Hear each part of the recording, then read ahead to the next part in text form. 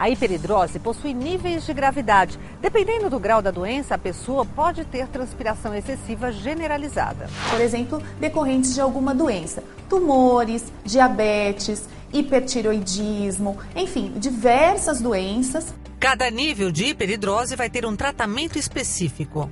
Existem graus leves que podem ser controlados com loções, que têm um custo baixo e em muitos casos resolvem. Pacientes que têm sintomas muito pouco frequentes ou sintomas de muito pouca intensidade, o tratamento clínico é ótimo. Funciona em 60%, 70%, 90% das vezes. A gente procura começar o tratamento com as coisas mais simples, que são loções que o paciente possa aplicar em casa, loções antissépticas à base de cloreto de alumínio, usar talco, evitar algumas roupas que não absorvam o suor. Em alguns casos que quando isso não melhora, a gente busca a aplicação da toxina botulínica. A toxina botulínica é um tratamento temporário. Ele é efetivo, ele funciona. Você aplica nos lugares onde as pessoas estão suando e interrompe o suor. A toxina botulínica ela pode ser aplicada principalmente nas axilas, nas palmas e nas plantas dos pés. Eu não gosto muito particularmente de aplicar nas palmas e nas plantas porque eu acho que ela pode levar a uma certa fraqueza muscular, altera a movimentação. A aplicação da toxina botulínica pode ser feita no consultório médico. Quando o paciente chega, a gente procura remover primeiramente qualquer tipo de desodorante ou qualquer produto que ele esteja utilizando, porque isso vai impedir a glândula de eliminar o suor. E a gente procura fazer o teste do amido, que a gente polvilha amido com iodo naquela região nas axilas, no caso, se a aplicação for lá, e espera alguns minutinhos. O suor, ele tem uma reação com o amido e ele vai fazer surgir alguns pontinhos azuis ou arroxeados que a gente fala. Esses pontinhos são aqueles pontinhos de maior transpiração do paciente. Então você vai com uma caneta, você marca aqueles pontinhos e aí vai de cada profissional, você pode anestesiar antes o paciente, principalmente com cremes ou géis anestésicos para não ser tão desconfortável.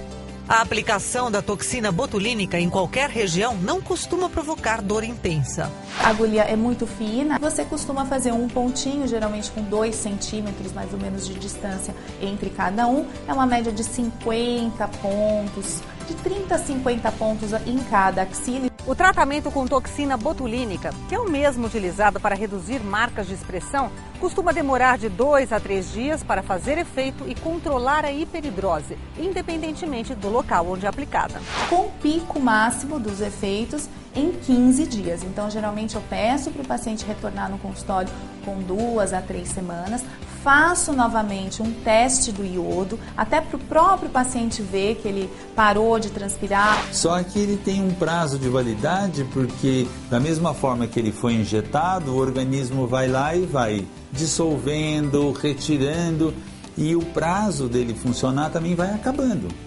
Então, a cada 4 ou a cada 6 meses, esse tratamento tem que ser repetido se ele quiser continuar funcionando. A toxina botulínica ela pode ser aplicada sempre. Passou o efeito, você pode voltar a aplicar. O grande inconveniente da toxina botulínica ainda é o custo. A questão financeira não deve ser a única preocupação na opção pelo tratamento com toxina botulínica. As contraindicações da toxina botulínica são as mesmas quando a gente aplica na face, para rugas, para tratamento de envelhecimento. Então a gente não aplica em gestantes, pacientes que estejam amamentando, pacientes que estejam diante de uma doença neuromuscular importante, ou com algum quadro descompensado de alguma infecção, ou uma hipertensão, ou um diabetes. Existe também a possibilidade de tratamento com comprimidos. Hoje a gente pode entrar com as medicações anticolinérgicas, principalmente a oxabutinina, que ela diminui essa transpiração. A gente começa com uma dose muito baixa, para evitar justamente alguns efeitos colaterais, por exemplo, boca seca, constipação intestinal. Junto com os tratamentos clínicos, pode ser desenvolvido o trabalho psicológico. A gente passa por etapas de relaxamento, etapas de aprendizagem de respiração diante do medo. A gente vai conversar muito sobre o que ela pensa da situação, como ela sentiu isso em outros momentos, os principais medos dela. Mas o que é mais importante numa terapia é que a gente ajuda a desenvolver a autoconfiança, para que ela possa se apresentar no mundo da forma como é possível. O meu quarto passo é encaminhar para um cirurgião de tórax. A cirurgia é o último recurso e não o primeiro. Esse é um paciente que não teve resultado com nenhuma outra alternativa, então aí ele acaba sendo cirúrgico, porque a cirurgia é um dos tratamentos mais efetivos que tem. Se ele vem com uma ideia de fazer cirurgia e está com medo ou está preocupado, então a gente vai trabalhar essa questão diretamente. Nós temos operado preferencialmente na adolescência ou em adultos jovens. Em casos mais graves, você pode operar desde os 7 até os 70 anos. A cirurgia para a correção da hiperidrose, assim como qualquer outra operação, exige que o paciente se submeta a exames rigorosos. Primeiro e mais importante é a radiografia do tórax. Tem que estar normal, senão como é que eu vou operar o tórax? A segunda é o coração. O coração tem que ser rítmico, forte e trabalhar normalmente. E a terceira coisa é a coagulação. Contraindicação, doenças cardíacas, doenças do pulmão, aonde o pulmão foi afetado, infeccionado ou inflamado e ele ficou grudado dentro do tórax. Isso impede muito a cirurgia. Pessoas que tenham outros problemas, todos eles relacionados ao tórax. Esse tipo de cirurgia é realizada há muito tempo, desde a década de 40. Mas foi a partir de 2000, com a evolução das técnicas, que houve grande procura pela alternativa cirúrgica para o tratamento da hiperidrose. Nós tivemos no Hospital das Clínicas aqui de São Paulo 2.000 pacientes para operar, né?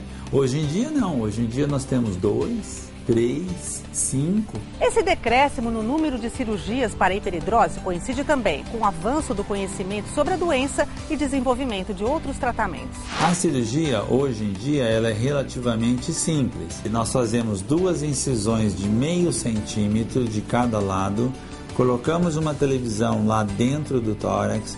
Através dessa televisão você consegue enxergar tudo o que está acontecendo lá. Localizamos estes gânglios, cauteriza ou retira ou clipa. Você faz algum procedimento no sentido de interromper este estímulo nervoso. Não havendo nenhum problema, o paciente entra no hospital num dia e sai no outro. Quando o paciente acorda, ele já está sem o sintoma. Nós recomendamos exercício físico a partir do 3º ou 4º dia e exercícios físicos intensos a partir da 2ª semana. Alguns pacientes podem apresentar efeitos colaterais. Temos 3 efeitos colaterais que são os mais temidos e os mais importantes. O primeiro deles é se existe muita aderência pleural e talvez o paciente pode ficar com um dreno no pós-operatório. Isso é o mais temido durante o procedimento. Você deixa de suar na mão, você deixa de suar na axila, você deixa de suar no rosto, mas você pode suar em algumas outras regiões. E estas regiões preferencialmente são o abdômen e as costas. Então, com isso, o paciente às vezes se sente desconfortável. E por último, e felizmente raríssimo, estes gânglios são muito próximos dos gânglios que controlam o movimento das pálpebras. Então, se você vai operar perto deste movimento, você pode ter uma pálpebra discretamente diferente da outra. Realmente tem tratamento, e os pacientes não precisam se evitar, mudar a vida, mudar a rotina, buscar um auxílio. Tratar o suor excessivo, você ganha muito na sua qualidade de vida. Eu acho que essa é a mensagem mais importante.